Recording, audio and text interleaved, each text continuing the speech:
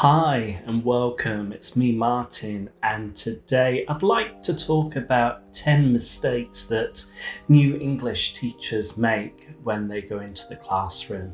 I've been teaching for over 14 years, nearly 15 years now, and I've taught a range of students, a range of nationalities and a range of ages. And hopefully today's video will serve the purpose of giving you the skills and my experience and my reflections and help improve you as a teacher as well. Now, I remember when I first stepped into the classroom and I wanted the students to like me. I wanted the students to see me as a friend rather than a teacher. And I think this is the difficulty when it comes down to teaching. It's trying to strike that balance as a teacher within your role and trying to be accessible and friendly to students as well. And the first mistake is trying to be a friend to the students. And you need to remember what your role is there. You are there to educate students, whether they are children or adults, and you're there to try and help them with their language learning journey. Don't forget, you're there as a teacher first. If you're trying to be a friend to the students, there's going to be a conflict of interest. And when something comes up and you have to show your authority as a teacher, there's going to be difficulties and problems because some students will see you not as a teacher. The second mistake I made as a teacher, a new teacher, was not being consistent with the rules. These could be either classroom rules, student rules, or teacher rules. So for example, within the classroom, there are going to be good students and there's going to be challenging students, but you have to treat them equally. If you're not going to be consistent with the rules across the class, then you're going to be favoritizing certain students and demanding more from other students. And this is completely unfair. And unfortunately, I did it, within the first few months of my teaching career. And you just need to expect complete fairness in the classroom. The third mistake was pretty obvious. As a new teacher, you're going to be planning quite a lot. And it's a natural reaction like, my gosh, I've got a 1 hour class. What am I going to do in that time? It's a lot to take on board and it's quite stressful. Before I stepped into my first class ever, I sat up all night and I had a grammar book open. I was sitting there trying to figure out what am I going to do with these 12 kids in the class. And I was stressed like anything. So don't plan too much. It's very easy for me to say don't plan too much, but you will find that balance and you will find that groove where you start to understand, well, there's a certain amount that I can deliver within a 60-minute lesson. On the flip side, you're not planning at all for the class, then that's going to be a recipe for disaster. The biggest advice that I would give when it comes down to planning lessons is to reflect on what worked well and what could be improved on. And if you focus on that improvement and you focus on that development, then you'll become a much more successful teacher when it comes down to lesson planning. The fourth mistake I made as a teacher is working too hard and burning out. Obviously, this is connected with the third mistake of planning too much. But if you're working too hard and you're expecting too much and you're going to spend all that time preparing flashcards and cutting up worksheets and you spend all morning before the class and all afternoon and evening planning, you're not actually focusing on what's more important, which is yourself. You're going to burn out. You're going to get stressed, you're going to get ill, and it's no benefit to the students and it's no benefit to yourself. So I would always recommend not to work too hard, but to develop the resources and develop all the materials over a period of time so that you have access to worksheets and flashcards and you don't have to prepare too much. Obviously, you can find a nice hobby or a sport or activity that you can do after work to just forget about it, forget about teaching, and focus on yourself, your family, or whatever hobby or activity that you enjoy. The fifth mistake I made was relying upon too much technology in the classroom. So, technology has this wow factor, and it's got a wow factor to the students and it's got a wow factor to yourself. Unfortunately, with any technology, it's short lived. I remember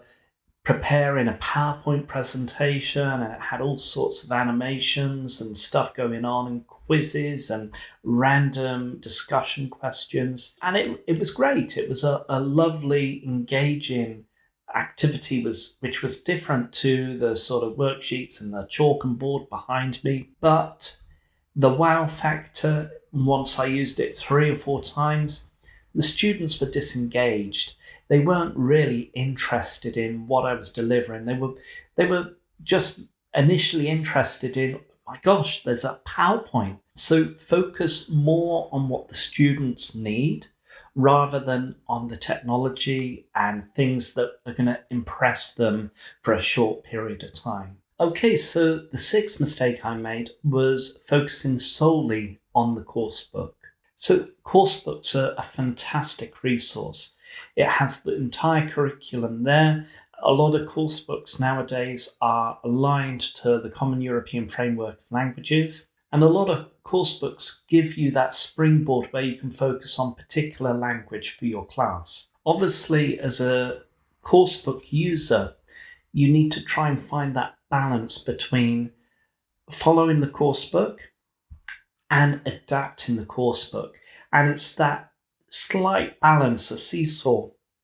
And you need that pinnacle point where you don't prescribe it too much to the students, but you give them what they need. Have a look at a coursebook, have a look at a particular chapter you're preparing to teach, and try and see what you can do to adapt it to better suit your students. If you focus solely on the coursebook, it's going to become quite boring. There's no dynamics to just following the coursebook religiously. Make the content as engaging and interesting as possible, and the best way to do that is to adapt a coursebook. Now, mistake number 7 for me was actually not grading my language for the students. It's a very difficult task, and I remember when I was in the CELTA and doing a teaching practice, I was monitoring students and I went up to several students and I just remembered I had that sort of self-reflection. I was like, hang on, what am I saying? I said to the students, how's it going? And these are intermediate students and they don't understand how is it going. You know, they were thinking, well, what is going?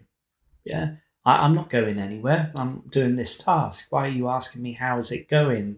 Obviously, grading the language is very important. So rather than just saying a very natural phrase in English, such as, how's it going?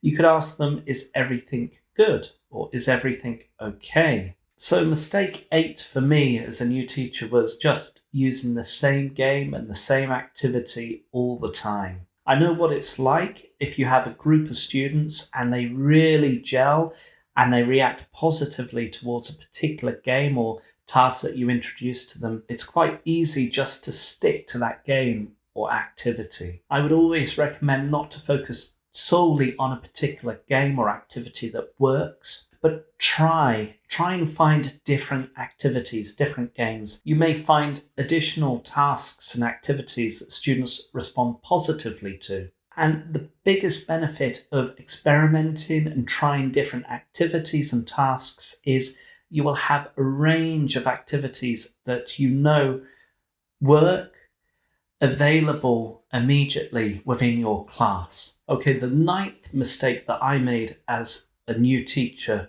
was expecting too much from the students. It's a very common mistake for teachers.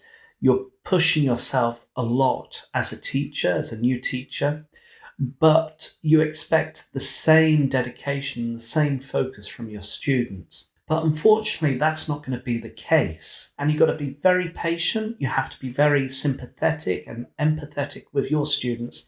And just remember, reflect back about how you were when you were a student learning something and trying to acquire something. It's very challenging, it's very difficult, and you shouldn't expect too much from your students. Now, my final mistake that I made initially in my early teaching career was pretending to know absolutely everything about the English language. You're going to be there learning alongside the students. And if you don't understand something, you need to be true to yourself, you need to be true to the students, and you can say, well, I'm very sorry, but I don't fully understand this. Let me ask my colleague, let me have a look into this, and can we look at this tomorrow? Respond to student queries and questions or language issues that a student has and you don't know the answer. Try and respond to it positively, and the students will respect you more if you're honest rather than trying to pretend or give an answer to something that you really don't understand yourself. Because if you don't understand it yourself, you're going to make a mess of it. And the biggest problem about trying to explain about a particular language point of English that you don't fully comprehend is that you may get it completely wrong, and that student may leave the class thinking, yeah, I know this, but they've got a wrong interpretation of that language point. Anyway, I really do appreciate everyone tuning in to this video, and if you have any questions or queries, or if you want to share your experience as a new teacher and the mistakes and issues that you made early on in your career, then please comment below. Also, don't forget to hit that like button. If you enjoyed this video, it'd be great if you could share that enjoyment by hitting the like button and hit the notification bell. You'll be told when I upload a new video, and hopefully, if you've got any advice or if you've got any suggestions for future videos, it'd be great to hear your suggestions. As ever, I hope you stay safe. I hope you are well and happy teaching. Bye bye.